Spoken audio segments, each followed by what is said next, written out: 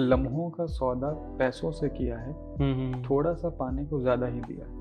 Otherwise मेरा मानना है कि फाइनली करियर हमें कॉलेज जो ग्रेजुएशन की जो पढ़ाई होती है वहाँ जाके हम बेसिकली समझ पाते हैं और जान पाते हैं कि करियर में क्या चुनना है। आप बहुत टैलेंटेड हो, आप बहुत अच्छे एक्टर हो, अब आपको सही जगह पहुँचना है और वो सही जगह भी आपको तलाशनी पड़ेगी, उसके वेज ढूंढने पड़ेंगे, रास्ते ढूंढने पड़ेंगे, वो भी एक अलग किस्म का मेहनत है।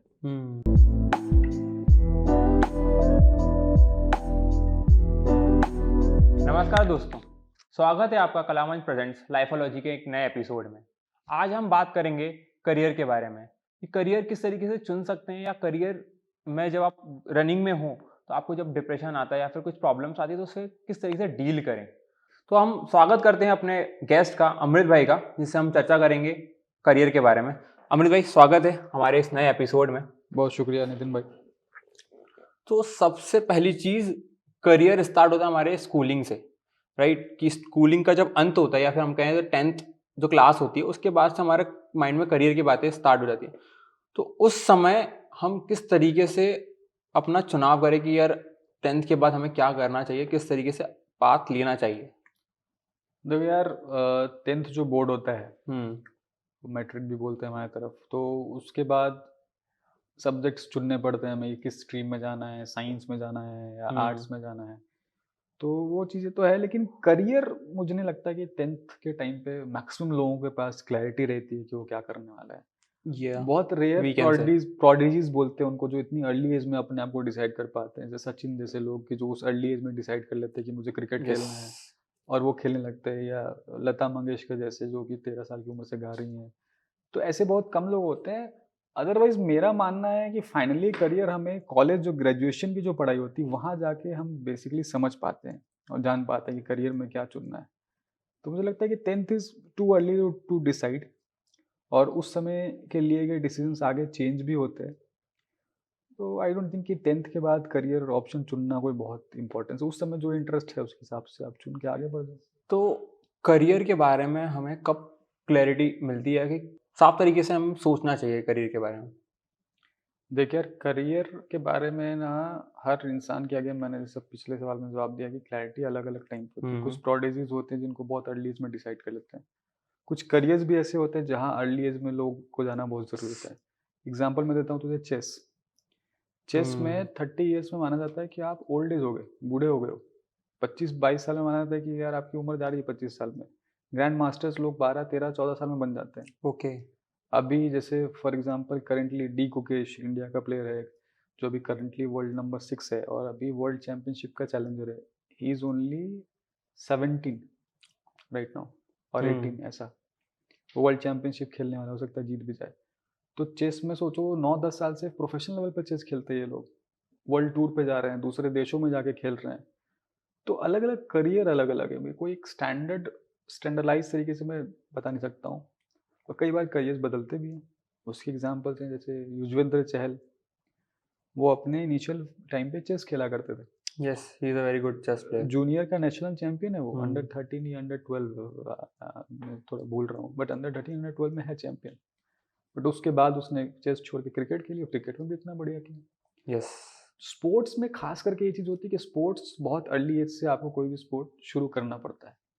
क्रिकेट हो, चेस हो, बैडमिंटन हो, फुटबॉल हो, क्योंकि स्पोर्ट की एज लिमिट कम हो जाती है। क्रिकेट में भी आप देखो, पता नहीं कि 17, 18, 19 साल में लोग इंटरनेशनल खेल रहे हैं, वहाँ पहुँच जाते हैं, क्योंकि 30-32 होने पे बोलते हैं कि एज हो गई है, क्योंकि आपकी जो रिफ्लेक्शंस है, जो मसल्स हैं, वो स्लो होने लगती। बट अदर करियर जैसे कि आप एक्टिंग की बात करो या इंडस्ट्री की बात करो, तो इंडस्ट्री में बहुत लेट लोग आके सक्सेस होते हैं, क्योंकि बोला जाता है कि नॉर्मल अगर गॉडफादर नहीं है तो 5-10 साल तो करियर बनाने में लग जाते हैं। करेक्ट, बिल्कुल बिल्कुल। पंकज त्रिपाठी, नवाजुद्दीन सिद्दीकी जैसे एग्जांपल्स हैं। तो अलग अलग करियर के लिए अलग अलग टाइम ड्यूरेशन है, ऐसा कुछ नहीं है और कोई सेट लिमिट नहीं है यार। जब आपको रियलाइज हो रहा है कि अब आपको कुछ सोचना चाहिए, बेसिकली एक 17-18 साल की उम्र के पास आसपास आते आते आपको सीरियस होना चाहिए एक प्रोफेशन के बारे में। जैसे कि आपने एक चीज़ बोली कि एज एन स्पोर्ट्स वाइज आपको बहुत जल्दी एक थोड़ा सा क्लिक होना चाहिए। अगर स्पोर्ट्स में जाना तो आप कम से कम एज ए प्रोफेशनल नहीं जा सकते तो स्टार्ट कर दो। हो सकता है कि अगर आप नहीं भी गए तो कोई ना कोई बेनिफिट्स आपको उसके मिलेंगे। As an artist. नहीं, एक थोड़ी सी चीज में सॉरी तुझे इंटरप्ट करूंगा यहाँ ये बिल्कुल बिल्कुल कि नहीं भी गए वो अलग बात है, लेकिन सर्टेन स्पोर्ट्स में, मैक्सिमम स्पोर्ट्स में अगर अर्ली एज में नहीं गए तो सक्सेस होने के रेट्स बहुत कम हो जाते हैं। Yes, this is a main point कि सक्सेस शायद ना भी मिले, क्योंकि ऑब्वियसली अगर क्रिकेट खेल रहे हैं तो लाखों बच्चे खेल रहे हैं, 11 लोग सेलेक्ट हो रहे हैं इंडियन टीम में। यस, लेकिन अगर आपने अर्ली एज में शुरू नहीं किया तो वो चांसेस बहुत कम हो जाते हैं। तो वो फैक्टर है, ये बहुत बड़ा फैक्टर है कि अगर हम स्टार्ट नहीं करेंगे जल्दी तो नहीं मिलेगा। सक्सेस तो ना के बराबर ही हमारे बहुत लिए। मुश्किल है। और जैसे कि आपने बोला कि एज एन आर्टिस्ट आप करियर कब स्टार्ट कर रहे हो, मतलब 17-18 साल की अगर उम्र में स्टार्ट कर भी रहे हो तो ज़रूरी नहीं कि आपको 20-25 साल में या 30 की उम्र में आपको सक्सेस मिल ही जाए, आप नाम भी मिल जाए। जैसे कि आपने नवाज जी का नाम लिया, पंकज त्रिपाठी जी का नाम लिया, पीयूष मिश्रा एक उनमें से एक हैं जिनको पहचान as an actor, as an artist बहुत लंबे समय बाद मिली। वो थिएटर आर्टिस्ट बहुत समय से कर रहे थे, बहुत जाने माने नाम थे उसमें। तो ये चीज़ें इंपॉर्टेंट है, बट एज एन आर्टिस्ट मेरा एक सवाल ये रहेगा कि आप दूसरा काम कर रहे हो as an corporate life, 9 to 5 job कर रहे हो या फिर कोई भी एक नॉर्मल जॉब कर रहे हो। सो एज एन आर्टिस्ट आप अपने करियर को किस तरीके से देख सकते हो फिर, अगर उसमें करना है, थोड़ा बहुत इंटरेस्ट है? देखो, सबसे पहले तो ज़रूरी ये होता है कि आप अपने आर्ट को पॉलिश करो। आपको अपनी आर्ट के फील्ड में बेस्ट बनना पड़ेगा। कंपटीशन हर जगह है, चाहे आप एक्टर हो, राइटर हो, डायरेक्टर हो, फोटोग्राफर हो, सिंगर हो, डांसर हो, किसी भी आर्ट के फील्ड में अगर आप हो तो उसमें ऑलरेडी बहुत कंपटीशन है। अगर मैं कल को एक गाना गाता हूँ और मैं सोचता हूँ कि मैं मुंबई जाऊँगा और मुझे किसी फिल्म में गाने का मौका मिल जाएगा, मुझे क्यों मिलेगा? हर चीज़ कहीं ना कहीं end of the day commercialise चीज़ है। कोई सोशल सर्विस तो कर नहीं रहा हूँ बैठ के कोई डायरेक्टर बिल्कुल। प्रोड्यूसर। वो फिल्में इसलिए बना रहे हैं कि अगर मैं 10 करोड़ लगाऊं तो मुझे 15 करोड़ मिले। उनको कब मिलेगा? जब उनकी ओवरऑल जो क्वालिटी है प्रोडक्शन की वो अच्छी होगी। वो कब अच्छी होगी? जब एक एक डिपार्टमेंट अच्छा होगा। तो उनको उस डिपार्टमेंट के बेस्ट बेस्ट लोग चाहिए उस बजट में अवेलेबल। तो अगर मुझे कोई क्यों मौका देगा? अगर मैं भी एवरेज गा रहा हूँ तो वो जो नॉन सिंगर्स हैं जो ऑलरेडी अच्छा गा रहे हैं उनको छोड़ के मेरे को क्यों लेगा? उसको मतलब ही ना मेरी माँ की ऑपरेशन कराना है कि नहीं कराना है, मेरी बहन की शादी करने की नहीं, वो तो मेरी समस्या है। तो आर्ट के फील्ड में सबसे पहले ज़रूरी चीज़ ये है कि आप अपने आर्ट को पॉलिश कीजिए। अगर आप वर्क कर रहे हो, कोई प्रोफेशनल दूसरे वर्क में हो कि चलो आपको सर्वाइवल के लिए चाहिए और उसके साथ आप एज ए हॉबी उसको परस्यू कर रहे हो और आगे करियर बनाना, तो जितना भी टाइम मिल रहा है उस टाइम में आप उसको कैसे पॉलिश कर रहे हो। क्वांटिटी ऑफ द टाइम से ज़्यादा ज़रूरी होता है क्वालिटी ऑफ टाइम, कि आप जो टाइम स्पेंड कर रहे हो वो कम भी है तो उसकी क्वालिटी कैसी, किस मेथड में स्पेंड कर रहे हो, उसको कितना साइंटिफिक वे में आप स्पेंड कर रहे हो और कितना उससे आप इम्प्रूव कर पा रहे हो अपने आर्ट, वो ज़रूरी है। करेक्ट। एज एन आर्टिस्ट जो स्ट्रगलिंग टाइम जो होता है तो उसको किस तरीके से हम देख सकते हैं एज एन करियर अगर हमें लगाना है? यार इस पे एक बहुत अच्छी बात कही है किसी ने रिसेंटली, मुझे वो बंदा याद नहीं आ रहा, मैं किसी का इंटरव्यू देख रहा था, वो अच्छे वो फेमस ही बंदा था वो, शायद नाना पाटेकर ने कहा है या नसरुद्दीन शाह किसी ने कहा है कि स्ट्रगलिंग पीरियड कुछ नहीं होता। हाँ, नसरुद्दीन शाह ने शायद कहा है कि लोग कहते हैं स्ट्रगलिंग पीरियड, तो उन्होंने बोला कि स्ट्रगलिंग पीरियड क्या होता है? आप सीख रहे हो, स्ट्रगल क्या होता है? आप प्ले कर रहे हो, लर्निंग फेज। लर्निंग क्या आप कर रहे हो ना भाई, स्ट्रगल क्या शब्द होता है उसमें? तो वही चीज़ है कि स्ट्रगल क्या आप स्ट्रगल से क्या समझना चाहते हो? कि स्ट्रगल मतलब जब मेरे पास काम नहीं है, या मेरे पास आज काम है और मेरी रिक्वायरमेंट महीने की 40-50 हज़ार की, मुझे काम 5 हज़ार का मिल रहा है, 10 हज़ार का मिल रहा है, यही स्ट्रगलिंग पीरियड है ना? लोगों के हिसाब से तो जो बाहर अगर हम डेफिनेशन देखें इस चीज़ की तो यही एक मानना है कि अगर मेरे को जो काम मिल रहा है वो उस हिसाब से नहीं मिल रहा, उसकी इनकम उतनी नहीं है। तो वही बात है कि अगेन आपको उस पीरियड में लगातार इम्प्रूव करना है। किसी भी चीज़ में आप चाहे गाड़ी चलाना ले लो या कोई भी एक कुकिंग ले लो, कोई भी हॉबी है, कोई भी चीज़, आप परफेक्ट तक कब पहुँचते हो? उसको एक सर्टेन टाइम देना पड़ता है, एक सर्टेन लेवल ऑफ लेबर देना पड़ता है, आपको मेहनत करनी पड़ती है। वही पीरियड है वो स्ट्रगलिंग पीरियड। अब वो किसी का कम हो सकता है, किसी का ज़्यादा हो सकता है। और कई बार क्या चीज़ें होती है ना इंडस्ट्री में, एक बात बहुत ज़रूरी होती है कि सही वक्त पे सही जगह होना बहुत ज़रूरी है। अब मान लो कि मेरे अंदर टैलेंट है, मैं बहुत अच्छा एक्टर हूँ। अनुराग कश्यप एक फिल्म बना रहे हैं जिनमें उनको एक कैरेक्टर चाहिए, जो कैरेक्टर शायद मैं बहुत अच्छा प्ले कर सकता हूँ। लेकिन अनुराग कश्यप को सपना में ब्रह्मा जाकर नहीं बोलेंगे ना कि भाई अमृत बैठा वहाँ पुणे में, उसको कास्ट करो। करेक्ट है, बिल्कुल। मुझे वहां तक पहुंचना पड़ेगा, मुझे उस जगह पे जाना पड़ेगा कि वो मुझे देखे।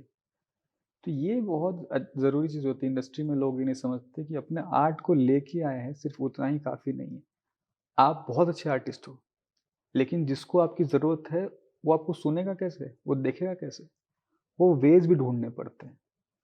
नॉर्मल करियर के स्ट्रगल कोई भी होता है, और इंडस्ट्री का स्ट्रगल जो होता है उसमें जो डिफरेंस मुझे दिखता है कि किसी भी जॉब में या दूसरे फील्ड में जब आप प्रिपरेशन कर रहे हो जॉब की, या आप पढ़ाई कर रहे हो, तो उसमें सिर्फ इतना होता है कि आपको एक लेवल अचीव करना है, फिर एम्प्लॉयर आकर आपको ढूंढ लेता है, आप एक फॉर्म अप्लाई करते हो जाते हो।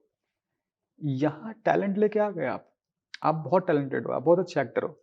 अब आपको सही जगह पहुंचना है, और वो सही जगह भी आपको तलाशनी पड़ेगी, उसके वेज ढूंढने पड़ेंगे, रास्ते ढूंढने पड़ेंगे, वो भी एक अलग किस्म का मेहनत है। और फिर एक चीज़ लोग बोलते हैं कि मेहनत ज़्यादा है। मेहनत ज़्यादा है तो भैया जो आपको पे आउट मिल रहा है वो तो देखो। किस इंजीनियरिंग में तेरा मान ले पैकेज, तेरा करोड़ों का पैकेज है आईआईटी से, कौन से लोग तेरे को पहचानता है? मॉल में नो जाएगा तो। इंडस्ट्री में कोई चिन्नी चोर आदमी है, किसी वेब सीरीज में साइड में छोटा सा रोल कर लिया उसको, अरे ये वो जा रहा है वो जा रहा है। फेम है यार, हम सब जीते फेम के लिए। आज इंस्टाग्राम फॉलोवर्स होते, पोस्ट डालते, कितना लाइक आए, फेम के लिए जीते हो। वो जो इंडस्ट्री में फेम मिल रहा है, और एक लेवल पे जब आप सक्सेस हो तो पैसा उतना है, आपकी फैन फॉलोइंग है, लोग आपको देखने के लिए बेचैन हो रहे हैं। यस। तो ये चीज़ें तो फिर उसके लिए मेहनत भी ज़्यादा होगी। हाँ, नाम कमाना है, फेम कमाना है, उसके बाद पैसा कमाना है, तो उसके लिए मेहनत तो करनी पड़ेगी। सो एक चीज़ ये आती है कि जब 2 चीज़ों में बैलेंस करना हो, तो कैसे कर सकते हैं हम? पैरेलली ये भी जॉब भी करनी पड़ रही है, और एक आर्ट फील्ड में भी मुझे कम्पीट करना है या फिर उसको आगे बढ़ाना है, तो बैलेंस किस तरीके से आप सोचते हो कि कैसे करें? उसमें यही है कि देख, हर अलग अलग आर्ट फील्ड की अलग अलग चीज़ें हैं। लाइक अगर फॉर एग्जांपल मैं बोलूँ कि आप सिंगर हो, तो आपको रियाज करना बहुत ज़रूरी है। तो आपको कैसे भी वो वक्त निकालना पड़ेगा अपने जॉब के साथ। सुबह खास कर कहते हैं सुबह रियाज करनी चाहिए, उससे गला खुलता है, वो आवाज़ में आपकी ताजगी आती है, वो चीज़ें आती है, वो ज़रूरी है। ट्रेनिंग ज़रूरी है। अगर एक्टर हो तो आप थिएटर ज्वाइन करो, थिएटर करते रहो, अच्छी फिल्म में देखो। तो जिस भी आर्ट में हो, अब जॉब में हो तो ऑब्वियसली आपके पास पूरा दिन वक्त नहीं होता, लेकिन जितना भी वक्त है, अगेन मैंने पहले बताया कि क्वालिटी टाइम चाहिए, क्वांटिटी ऑफ टाइम नहीं चाहिए। एंड जब हमें एक करियर ऑप्शन चुनना है, मुझे ऐसा एज एन मुझे जॉब, मान लो कि आर्ट जो फील्ड में चूज़ कर रहा हूँ उसी में मेरे को जॉब मिल रही है, एंड मेरी जो जॉब करंटली है उसमें एक पे आउट का थोड़ा सा डिफरेंस आ रहा है। मान लो कि जैसे कि अगर मैं अपना एग्जांपल लूँ, जैसे कि मैं आईटी में जॉब कर रहा हूँ, मेरी 30,000 के आसपास का पे है, 40,000 50,000 के आसपास 50,000 का पे है, ठीक है। और मैं एक जगह गया जहाँ पे मुझे पे मिल रहा है नियर बाय 40,000 का, 30,000 का, 15,000 का डिफरेंस आ रहा है। तो क्या मेंटेलिटी होनी चाहिए उस समय मेरी कि मैं किस जगह जाऊँ? ये कोई और नहीं बता सकता। बट अगर एज एन ये अगर आपकी सिचुएशन ऐसी है कि आपके ऊपर अगर हम सोचें कि इस तरीके की कंडीशन आपके पास आई है, तो आप किस तरीके से उसको प्रोसेस करेंगे, या क्या किस तरीके से इसको रेफर करेंगे कंडीशन को? मैं वही बता रहा हूँ कि ये कोई और नहीं बता सकता, क्योंकि एक बात मैं हमेशा कहता हूँ कि हम सब की ज़िंदगी हमारे चॉइसेस से बनती है। तो अगर किसी को करियर अपना पर्टिकुलर राइटिंग में अगर करना है, तो किस तरीके से वो उसकी स्टार्टिंग जर्नी होनी चाहिए? अच्छा सवाल है यार। देख, राइटिंग में सबसे पहले तो बहुत सारे अलग अलग सेक्शंस होते हैं। Story, screen play, dialogues, lyrics writing, ये 4 अलग अलग सेक्शंस है। ओके। तो आपको पहले देखना पड़ेगा कि आपका फोर्टे क्या है, आप किस में अच्छे हो। स्टोरी अच्छी लिख पाते हो, स्क्रीन पे लिख पाते हो, डायलॉग्स लिख पाते हो, या सॉन्ग्स लिख पाते हो इसमें। तो मैं उस चीज़ पे बात नहीं करता कि आपको पॉलिश कैसे करना है, नहीं करना है। आर्ट वो अलग फैक्टर है। सिर्फ करियर पे आते हैं कि पहुंचना कैसे है। आपके पास सब कुछ आगे, कहानी रीच कैसे कर। तो अभी जो करंट वर्ल्ड है इसमें ऑप्शंस बहुत बढ़ गए, सिर्फ इंडस्ट्री की बात करें तो। क्योंकि पहले क्या था, सिर्फ एक ही मोड था, मीडियम था कि सिनेमा था, बाद में फिर टीवी आया तो 2 थे।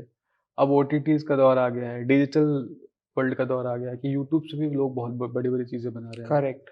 सीरीज बना रहे हैं, ओटीटीज की वजह से फिल्में ज़्यादा बन रही हैं, वेब सीरीजेस बन रही हैं, तो राइटर्स के लिए अपॉर्चुनिटी ज़्यादा बढ़ गई है क्योंकि हर चीज़ का बेस राइटिंग ही है। करेक्ट। तो एक तो वे है कि आप प्रोडक्शन हाउसेस में जाओ, वहाँ जाके पिच करो, लोगों से मिलो कि भाई मैं एज अ राइटर हूँ, ये मेरी स्टोरी है, पिच करना चाहता हूँ। और 2-3 मेजर प्रोडक्शन हाउसेस हैं जो मेल के थ्रू भी स्क्रीन प्लेस लेते हैं। ओके। मैं बता देता हूँ, धर्मा प्रोडक्शन है, आमिर खान प्रोडक्शन है और एक्सेल एंटरटेनमेंट जो फरहान अख्तर की प्रोडक्शन है। ओह। ये 3 मेजर बड़े प्लेटफॉर्म्स हैं, बड़े प्रोडक्शन हाउसेस हैं जो स्क्रीन प्लेस लेते हैं मेल के थ्रू। मेल के थ्रू। लेकिन सबसे ज़रूरी चीज़ क्या होता है, जब हम स्टोरी के लिए पिच कर रहे होते हो, वन लाइनर लिखना होता है। ये सबसे पहले सिर्फ 100 वर्ड्स में मांगेंगे कि कहानी क्या है आपकी। वो अच्छा लगेगा तभी नेक्स्ट स्टेप पे आप जा सकते हो। और इनके मेल आईडीज़ अवेलेबल हैं हर जगह। आप देख लो, इनके गूगल में मिल गूगल करोगे जाएंगे। तो मिल जाएंगे कि किस पे स्क्रिप्ट पिच करनी है। तो ये बहुत इंपॉर्टेंट फैक्टर होता है कि कहानी आपने कितनी अच्छी लिखी है, स्क्रिप्ट आपने कितनी अच्छी लिखी है, वो लेटर स्टेज है। अभी सबके पास वक्त कम है। एक प्रोडक्शन हाउस, उसके पास 1000 लोग आ रहे हैं अपनी अपनी कहानी लेके, तो वो कैसे चुनेगा कि किसकी अच्छी किसकी बुरी? तो पहले वन लाइनर सुनते हैं। वन लाइनर इंटरेस्टिंग होनी चाहिए, सबसे पहले उस पर वर्क करो अगर आप स्टोरी राइटर हो तो। वन लाइनर कितना इंटरेस्टिंग है इस पर डिपेंड करता है कि वो प्रोडक्शन हाउस बैठेगी आगे बात सुनती है कि नहीं। तो यहाँ आप पिच कर सकते हो डायरेक्ट। इनको वन लाइनर पसंद आए तो फिर स्क्रिप्ट मंगाते हैं, पसंद आए तो स्क्रीन प्लेस मंगाते हैं। ये एक वे है। दूसरा वे तो वही है कि इंडस्ट्री में जाइए, लोगों से मिलिए, कॉन्टेक्ट्स बनाइए, प्रोड्यूसर्स के पास जाइए। बट राइटर्स की बहुत ज़्यादा ज़रूरत है अभी इंडस्ट्री में। अगर आप अच्छे राइटर हो, स्क्रीन प्ले अच्छा लिख सकते हो, बहुत डिमांड है। करेक्ट। अब जैसे कि ये तो क्या एज अ राइटर, जिसमें राइटिंग में आपने बताया काफ़ी सारी तरीके हैं, अलग अलग पॉइंट्स हैं। बट जैसे आपने डायरेक्ट भी किया है ना, कई मूवीज़ कई शॉर्ट फिल्म आपने बनाई हैं। तो एज एन डायरेक्टर अगर कोई बनना है तो उसमें आपकी क्रिएटिविटी और आपका पॉइंट ऑफ व्यू जो होता है एज एन देखने का नज़रिया, वो कितना इम्पोर्टेंट है? देख, पर्सनली मेरा जो मानना है कि एज ए डायरेक्टर मैं हमेशा फिल्म को एज ए व्यूअर देखता हूँ पहले, ओके। कि final output as an audience मैं देख रहा हूँ मुझे क्या दिखेगा। आप जब डायरेक्टर हो किसी भी फिल्म के, तो आपको वो चीज़ दिखनी बहुत ज़रूरी है। आपके पास वो विज़न होना चाहिए कि जब पेपर पे स्क्रिप्ट आई है तो आप सिर्फ स्क्रिप्ट पढ़ के आप ये समझ सको कि फाइनल आउटकम क्या होने वाला है, जिसमें बहुत सारे स्टेजेस इंक्लूडेड है कि भाई पहले उसमें एक्टर्स कौन होंगे, कैमरा कैसे होने वाला है, कौन सा कैमरा होने वाला है, डीओपी क्या होने वाला है, फ्रेम क्या होने वाली, बैकग्राउंड म्यूजिक क्या होने वाला है, एडिटिंग क्या होने वाली, उसके बाद फाइनल आउटकम आएगा। बट अच्छा डायरेक्टर वही हो सकता है जिसको सबसे पहले ही वो चीज़ दिख जाए, सारे स्टेप्स। आपको विजनरी होना पड़ेगा एंड देन ओनली आप फिर उसको डिसाइड कर सकते हो कि मुझे ये आउटकम चाहिए, तो अब मुझे हर एक स्टेज में क्या क्या चीज़ें करनी है वो आउटकम के लिए। तो जब मैं फिल्म बनाता हूँ तो मैं एज एन ऑडियंस देखता हूँ कि ये सीन एक तो स्क्रिप्ट के पॉइंट ऑफ व्यू से कैसी होनी चाहिए, दूसरा ऑडियंस के पॉइंट ऑफ व्यू से कैसी होनी चाहिए, फ्लो लग रहा है। जैसे कई बार होता है कि हम कोई स्क्रिप्ट लिखते हैं, जैसे मैं तो खुद लिखता भी हूँ, तो हम लिखते हैं देन फिर डायरेक्ट कर रहे हैं तो हम अपने हिसाब से बहुत परफेक्ट बना रहे हैं। लेकिन जब हम उसको ऑडियंस के पॉइंट ऑफ व्यू से सोचते हैं, हमको लगता है यार ये लिंक मिस हो रहा है, ऑडियंस को ये कनेक्शन समझ आ रहा है इस सीन का या इस सीन का या नहीं, क्योंकि हम तो अंदर से जान रहे हैं हमें तो पता है वो कहानी क्या है। कि कहानी क्या है, इसमें क्या कनेक्शन है। हमने इतने लेयर बना दी कि पता ही नहीं चल रहा कि ये इस सीन में हो क्या रहा है। तो वो चीज़ें ज़रूरी होती है कि एक तो ये कि आपको ऑडियंस के पॉइंट ऑफ व्यू से देखना है, दूसरा आपको विजनरी होना चाहिए डायरेक्शन के लिए कि आपको फाइनल स्टेज आउटकम पहले से दिखना चाहिए, तभी आप अच्छे डायरेक्शन बन सकते। Correct, correct. अब करियर में ना, चाहे कोई सा भी करियर हो, चाहे वो आर्टिस्टिक करियर हो, चाहे वो अपना आपका कॉर्पोरेट करियर हो, या फिर आपका बिजनेस करियर हो, सबसे बड़ी प्रॉब्लम आती है जब कोई भी काम आप जो कर रहे हो वो चल नहीं रहा हो, या फिर आपको काम नहीं मिल रहा अगर आप जॉब कर रहे हो कोई सी, तो उस समय हम माइंड में ना बहुत डिप्रेशन में चले जाते हैं, यार मैं क्या करूं, अपने करियर में कुछ चीज़ काम नहीं करी। वो फेज को हम किस तरीके से अपने आप को मोटिवेट करें? देखो यार, अभी क्या होता है कि कोई भी चीज़ जो है, प्रोफेशन जो है आपका, प्रोफेशन आपकी एक पहचान होती है, एक आइडेंटिटी काइंड ऑफ चीज़ कह सकते हो कि हाँ, अब जैसे शाहरुख खान है तो जाना जाता है कि शाहरुख खान एक एक्टर है। एक्टर है। लेकिन एक्टर होने के अलावा शाहरुख खान और बहुत कुछ है। वो एक जो इंसान, जो ह्यूमन बीइंग्स शाहरुख खान है, उसकी बहुत सारे एट्रीब्यूट्स हो सकते हैं। तो वैसे ही जब आप एक कॉमन आदमी हो कि करियर या प्रोफेशन सब कुछ नहीं है, वो आपकी ज़िंदगी का एक हिस्सा है, एक पार्ट है। तो आपको उसको समझना पड़ेगा कि यार आज कुछ कम चल रहा है या कुछ प्रॉब्लम चल रही है, तो उसको कैसे सॉर्ट आउट करना है, या शायद ये करियर मेरे लिए ठीक नहीं है। कई बार होता है कि हम लगाव में मेरे जैसे एक चीज़ होती है ना कि लोग कहते हैं कि भाई अब मुझे कभी कोई लड़की कहती है मैं तुम्हें बहुत चाहती हूँ। मगर चाहने से क्या होता है भाई, मैं भी जानवी कपूर को चाहता हूँ। मिल थोड़ी जाएगी। मैं चाहता हूँ कि आईफिल टावर मेरा हो जाएगा। मैं चाहता हूँ व्हाइट हाउस में मेरा कमरा हो जाए, होगा। चाहने से थोड़ी होता है। मतलब ये होता है कि जब आप किसी चीज़ को चाहते हो तो क्या आप सच में उस चीज़ को डिज़र्व भी करते हो? क्या आप वो डिज़र्विंग बंदा बनने की कोशिश करी? क्या आप उतना बन पाए? वो भी तो फैक्टर है। तो कई बार होता है कि हम करियर चाहते हैं, जैसे एक्टिंग करने लोग बहुत चले जाते हैं। ग्लैमर दिखता है उनको, उनको नेम फेम दिखता है, मुझे एक्टर करना। आप एक्टर हो कि नहीं पहले वो तो देखो। करेक्ट। कर पा रहे हो कि नहीं कर पा रहे हो? सेल्फ इवोल्यूशन, इंट्रोस्पेक्शन भी बहुत ज़रूरी होता है। अगर आप किसी भी करियर प्रोफेशन में हो, चाहे बिजनेस ही कर रहे हो आप, 5 साल, 7 साल, 10 साल आपने उस बिजनेस को दिया और बिजनेस सक्सेसफुल नहीं हो पा रहा है, तो आपको उसको री-इवैल्यूएट करने की ज़रूरत है कि क्या मैं इसके लायक हूँ? क्या मैं सही तरीके से कर पा रहा हूँ? कई बार हमको प्रोफेशन चेंज भी करनी पड़ती है। तो मुझे लगता है कि जब भी ऐसा फेज़ आए तो आप बार-बार री-इवैल्यूएट करो चीज़ों को, रिट्रोस्पेक्ट करो करेक्ट। कि ये प्रोफेशन, ये करियर सही है, नहीं है। एंड आज के टाइम में जैसे कि आफ्टर लॉकडाउन ये चीज़ बहुत आई सामने कि यार एक चीज़ से तो काम नहीं चलेगा। अगर मैं जॉब कर रहा हूँ तो साइड बाय साइड कुछ एक सोर्स ऑफ इनकम होना चाहिए। तो इसको कैसे देखते हो कि यार एज़ एन करियर वाइज़ आपको ये सारी चीज़ें बैलेंस करना है या फिर ये सारी चीज़ें ऑप्शन ऑप्ट करना चाहिए कि नहीं करना चाहिए? किस तरीके से जाना चाहिए इसमें? देखो यार, अगेन वही बात है कि आप क्या चाहते हो, आपकी चाहत क्या है? जैसे मैं पर्सनल अपना एग्जांपल दूँ तो मैं एक गवर्नमेंट जॉब छोड़कर इंडस्ट्री में स्ट्रगल कर रहा हूँ। तो जो मेरी सैलरी थी या जो मेरा रुतबा हो सकता था, जो मेरे प्रमोशंस मिल सकते थे, वो नहीं मिलेंगे, वो चीज़ वैल्यू नहीं रहेगी। आप जानते हो मैं बिहार से आता हूँ, बिहार, यूपी, नॉर्दर्न साइड में government job, central government job की क्या बहुत, वैल्यू है? बहुत वैल्यू है। इधर मैं कुछ भी करूँगा मेरे को लोग वैल्यू नहीं, कौन है यार, क्या एक्ट बकवास है। अरे मिनिस्टर ऑफ डिफेंस में सीनियर है। मतलब फैमिली की रिस्पॉन्सिबिलिटी, सब इज्जत, सब कुछ होती है। तो मेरी चाहत क्या है? तो मेरी चाहत पैसा नहीं है। मेरी फर्स्ट प्रायोरिटी पैसा नहीं है। मैं हमेशा कहता हूँ कि लाइफ में ना जैसे हम एक अलमारी होती है तो उसमें अलग-अलग खाने होते हैं। हम अलग-अलग कपड़ों को अलग-अलग बॉक्सेस में रखते हैं, अलग-अलग शेल्फ में रखते हैं। उसी में एक तिजोरी होती है जिसमें हम पैसे भी रखते हैं। तो हम कैटेगराइज़ करते हैं एंड देन प्रायोरिटाइज़ करते हैं कि पहले किसको किसको प्रेफ़रेंसेस देना है। लाइफ में भी कैटेगराइज़ और प्रायोरिटाइज़ करने की बहुत सख्त ज़रूरत होती है। कि आप चीज़ों को कैटेगरी में बाँटो कि ये करियर है, ये पैसा है, ये फैमिली है, ये पर्सनल लाइफ है। एंड देन प्रायोरिटीज़ देखो कि आपकी प्रायोरिटीज़ क्या है। अगर आपके लिए पैसा प्रायोरिटी है, तो फिर उसकी नीड ढूँढो। 4 तरह का प्रोफ़ेशन करो, कुछ भी करो। अगर मेरी प्रायोरिटी है कि मेरे को बस एक्टर बनना है, एक्टिंग में अगर मेरे को 5 रुपए मिल रहा है तो भी मैं कर रहा हूँ, तो मैं वो करूँगा। तो पहले लाइफ में चीज़ों को कैटेगराइज़ करना चाहिए, फिर उनको प्रायोरिटाइज़ करना चाहिए, उसके हिसाब से हमें डिसीज़न्स लेने चाहिए। जैसे आपने बताया कि आई नो कि आप एक गवर्नमेंट जॉब करते थे, तो और जैसे नॉर्थन में आपने एक पॉइंट बोला, नॉर्थन साइड में गवर्नमेंट जॉब का बहुत रुतबा है, उसको बहुत रिस्पेक्टफुल तरीके से देखते हैं, बट अदर स्टेट्स में ये चीज़ें नहीं है। स्टेट वाइज सारी चीज़ चेंजेस होती हैं। तो जब एक फैमिली भी एक स्टेट टू दूसरे स्टेट ट्रेवल करती है तो हमारा करियर भी थोड़ा सा इफेक्ट हो जाता है कि हमारी सोचने का तरीका, यार उस स्टेट में उस तरीके का हमें कल्चर मिलेगा कि नहीं मिलेगा फॉर दैट करियर। तो उस समय अगर जब वो फील आती है, वो फेज आता है, तो हमारी थिंकिंग किस हिसाब से डेवलप करनी चाहिए अपने को, वो हमारा नजरिया किस तरह से चेंज करना चाहिए। पुणे में कब से हो? मैं 10 साल हो गए 10 साल मतलब नियर बाय। 2014 अराउंड। मैं 2017 में आया था, नियर बाय, हाँ 7 साल कंप्लीट हो चुके हैं बस।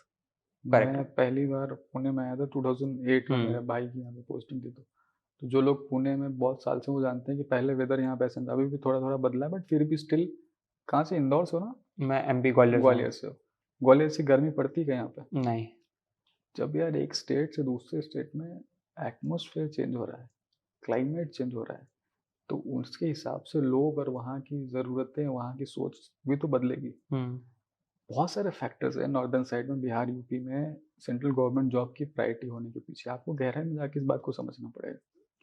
बिहार और यूपी में अभी पिछले 10-15 साल के फेज को अगर छोड़ दिया जाए तो क्रिमिनल एक्टिविटीज़ बहुत ज़्यादा थी हाई, जिसकी वजह से वहाँ पे बड़ी इंडस्ट्रीज़ अपने आप को स्टेब्लिश एस्टेब्लिश नहीं नहीं करते कर थे, पाती थी। क्योंकि उनको लगता था कि ये करेंगे हमको इनको पैसे देने पड़ेंगे, प्रोटेक्शन मनी उनको देना पड़ेगा, सेफ नहीं है, वो चीज़ें नहीं है, जिसकी वजह से वहाँ पे वो लोग नहीं करते थे। करेक्ट। तो जो करियर अपॉर्चुनिटीज़ थी वहाँ के लोगों के वो लिए वो कम बहुत थी। कम थी। अभी पुणे में क्या है, पुणे में आईटी के जॉब लोग कर रहे हैं। अब आईटी के लोग यहाँ पे जॉब क्यों कर रहे हैं? क्योंकि आईटी इंडस्ट्रीज़ यहाँ पे एस्टेब्लिश हुई। करेक्ट। अगर यही इंडस्ट्री उठा के आईटी वाली मैं पटना में शिफ्ट कर दूँ, तो ये लोग जाके पटना में जॉब करने लगेंगे। तो जैसे ही पटना के लोकल लोगों को ये दिखेगा कि अरे यार इधर तो काम मिल रहा है, इधर तो सैलरी मिल रही है, तो उनका धीरे-धीरे वो चीज़ कम होगी। और आज तो खैर चलो इंटरनेट है, मोड ऑफ जो कम्युनिकेशन है बहुत फास्ट हो गए, तो लोग फिर भी समझने लगे। आज से 20 साल पहले क्या था? मोबाइल फ़ोन थे, नहीं थे। ना के बराबर थे। ना के बराबर। इंटरनेट तो बिल्कुल नहीं था। तो बिहार में बैठा कोई एक आदमी कैसे समझेगा कि पुणे में इतनी अपॉर्च्युनिटीज़ है या ये भी मुंबई में फैक्ट है, इतनी यस। अपॉर्च्युनिटीज़ है। तो उनको दिखता था कि जो लोअर मिडिल क्लास फैमिली, और हर जगह मिडिल क्लास के लोग ज़्यादा होते हैं, अपर क्लास के लोग तो कम ही होते हैं। वो तो कल भी वहाँ भी ज़मींदार थे, राजा थे, आज भी वो जॉब नहीं करते। जो मिडिल क्लास की फैमिलीज़ थी उनको लगता था कि ये एक अपॉर्च्युनिटी है, क्योंकि गवर्नमेंट जॉब तो सर्टेन जॉब्स हर जगह के लिए इक्वली आ रहे हैं, फॉर्म्स निकल रहे हैं, भाई भरना है, और यहाँ पे मेरा को पैसे नहीं चाहिए, मेरे को टैलेंट चाहिए कि मैं एग्ज़ाम पास करके बन सकता हूँ। यहाँ पे एक्स्ट्रा कुछ नहीं चाहिए। तो वो अपॉर्च्युनिटी दिखती थी। दूसरा एक सबसे बड़ा फैक्टर दिखता था उनको, स्टेबिलिटी। सेंट्रल गवर्नमेंट जॉब के रूल्स अपने हैं, वो आपको मंदी में निकाल नहीं सकते कि भैया हमारी कंपनी के शेयर गिर गए आप निकल जाओ, ये नहीं कर सकते। यहाँ क्या है, अमेरिका में मंदी है, इधर जॉब छटनी शुरू हो जाएगी।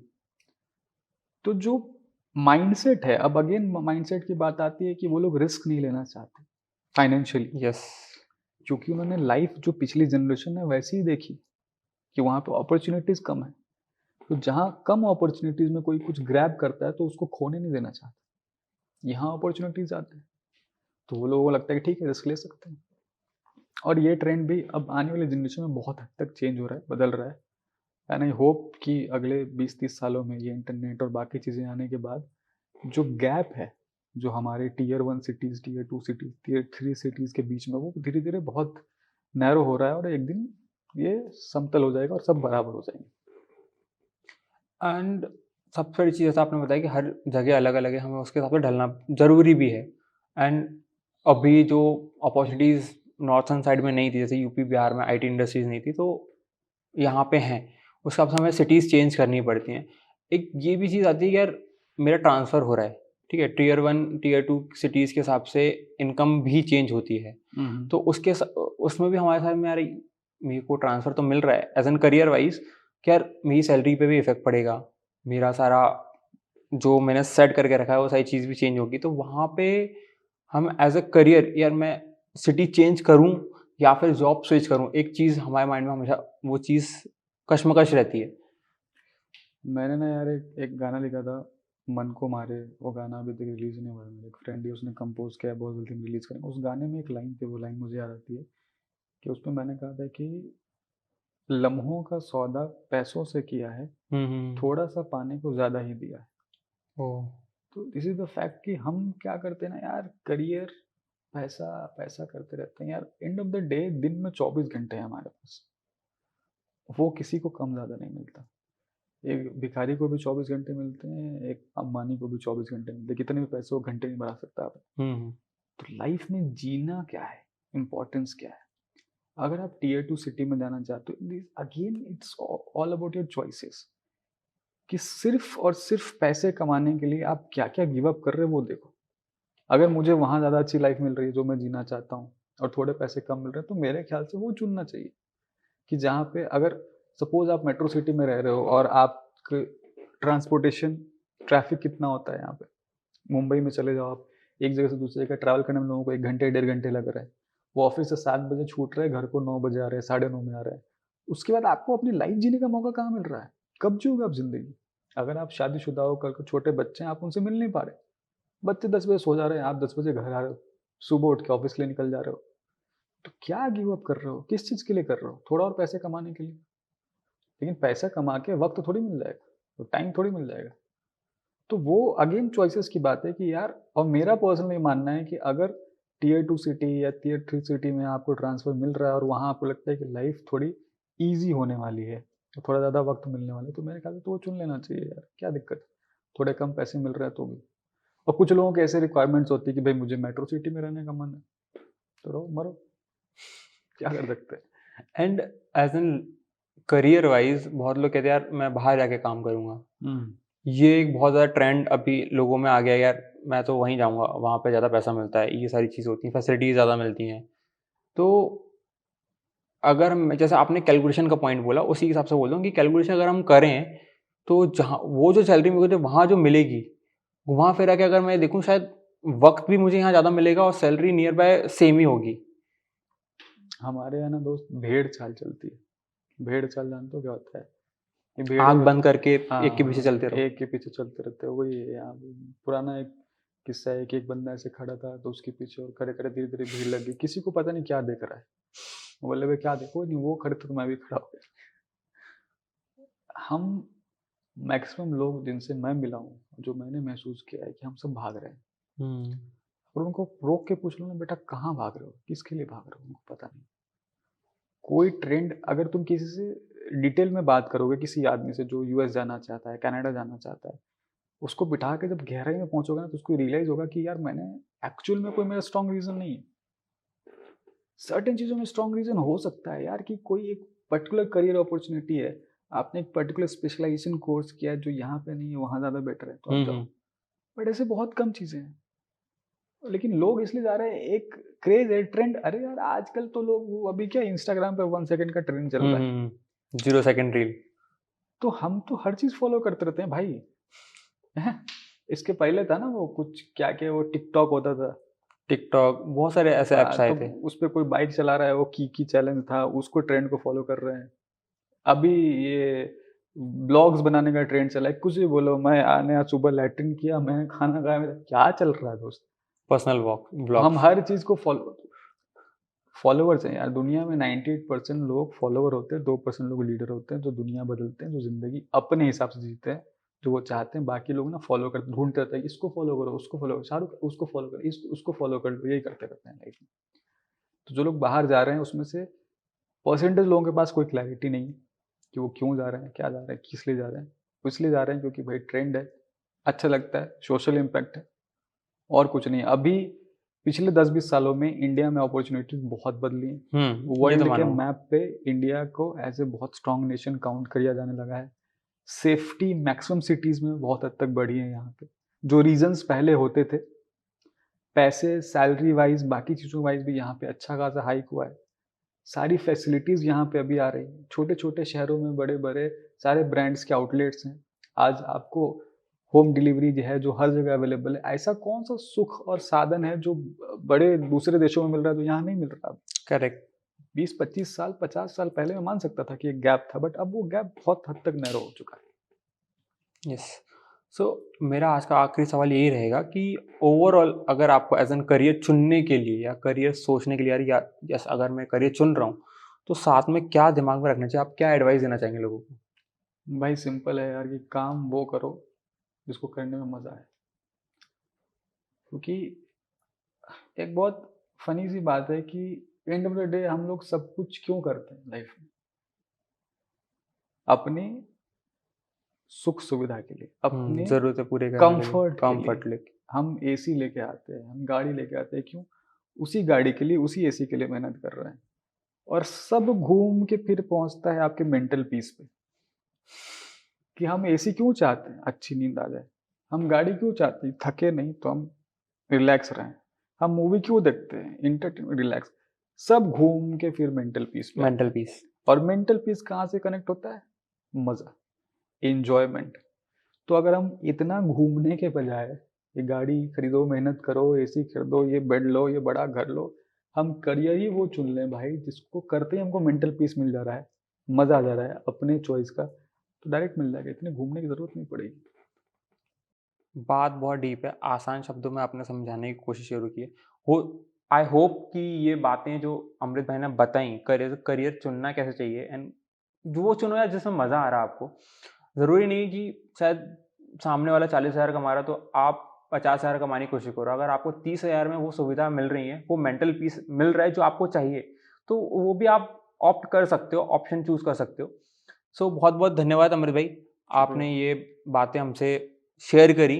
एंड एक समराइज समझो, जैसे हमने आज अभी तक में कुछ समय से हम लोगों ने टॉपिक डिस्कस किए लाइफोलॉजी में, रिलेशनशिप के ऊपर हमने डिस्कशन किया, स्पिरिचुअलिटी के ऊपर डिस्कशन किया, एंड पेरेंटिंग के ऊपर डिस्कशन किया, एंड आखिरी में हम लोगों ने करियर के ऊपर डिस्कशन किया। तो इसको आप समराइज अगर आप करेंगे इस पूरे लाइफोलॉजी को, तो कैसे करेंगे? समराइजेशन में यार मैं एक ही बात कहना चाहूँगा, जिस बात को मानकर मैं अपनी ज़िंदगी जीता हूँ हमेशा, कि ज़िंदगी में कभी भी किसी दूसरे को परेशान मत करो। आप वो करो जो आप करना चाहते हो, लेकिन अपने दायरे में। एग्जाम्पल है कि अभी मुझे मैंने बहुत लाउड स्पीकर पे म्यूज़िक सुनो, लेकिन मुझे अपने आस पड़ोस का कंफर्ट का भी ध्यान रखना पड़ेगा। ऐसे चाहिए तो बनाओ साउंड प्रूफ रूम, वैसे सुनो। तो समराइजेशन यही कि लाइफ में हमेशा दूसरों के कंफर्ट का ध्यान रखो, कि भाई आप किसी और की बाउंड्रीज में तो नहीं जा रहे, किसी को परेशान तो नहीं कर रहे। वहाँ नहीं जा रहे तो फिर अपने मन की करो, और अपने अंदर जो एक आवाज़ है जिसको हम स्पिरिट कहते हैं, आत्मा कहते हैं, उसको सुनो ध्यान से बैठ के। वो कभी आपको गलत सजेशन नहीं देता है। और थोड़ा ऐसा फिलोसॉफिकल, थोड़ा ऐसे फालतू बातें लगेगी, ये क्या ही महात्मा साधु वाली बात हो गई कि जो मिले उसकी मदद करो, बट करके देखो, मज़ा तो आएगा, सुकून तो मिलता है। सुकून मिलेगा, और साथ में उस कर्मों का फल भी मिलेगा। तो बेसिक बस यही है दोस्त। बस ये कि वो शायद तुम्हें अभी ना मिले, बट एक सर्टेन टाइम के बाद मिलेगा जरूर। अपने मन की करो, वन लाइन में ये बोलूँगा, अपने मन की सुनो, उसके हिसाब से ज़िंदगी जियो। कितने पैसे हैं लाइफ में, क्या है वो इम्पोर्टेंट नहीं है, वो करोगे बहुत मज़ा आएगा लाइफ में। And life is all about exploring. ये भी एक बहुत इंपॉर्टेंट फैक्टर है कि एक्सप्लोर करो ज़िंदगी में। बहुत कुछ है जो तुम नहीं जानते हो। तुम दुनिया का यूनिवर्स छोड़ दो यार, तुम दुनिया का, अपने देश का 1% भी चीज़ें नहीं जानते हो। क्यों इंसान योनि में जन्म लिया है, क्यों इतना दिमाग है, जानो यार। जानकारी लोगे तो मज़ा आएगा। बस किसी और को परेशान करके नहीं, ये नहीं करना, बाकी सब कुछ करो। सही बात है। सो दोस्तों, आई होप कि हम लोगों ने जो लाइफोलॉजी आपके सामने लेके आए, आपको मज़ा आया होगा। आपको इन्फॉर्मेशन जो मिली, हमने देने की कोशिश करी, आपके लिए यूज़फुल होगी। और ये हमारा एपिसोड सीज़न 1 का आखिरी है। और भी ऐसे एपिसोड आपको चाहिए, आप ऐसा सोचते हो कि हाँ ये टॉपिक के ऊपर डिस्कशन होना चाहिए, हम आपके सामने लेके आए, तो ज़रूर कमेंट कीजिए। आपको ये वीडियो, ये सीरीज़ अच्छी लगी हो तो चैनल को सब्सक्राइब कीजिए, ये वीडियो को लाइक कीजिए एंड शेयर कीजिए। Thank you so much. फिर मिलेंगे अगले सीजन में, आपकी दुआ रहेगी। Thank you so much. Thank you Amrit भाई। थैंक यू नितिन भाई।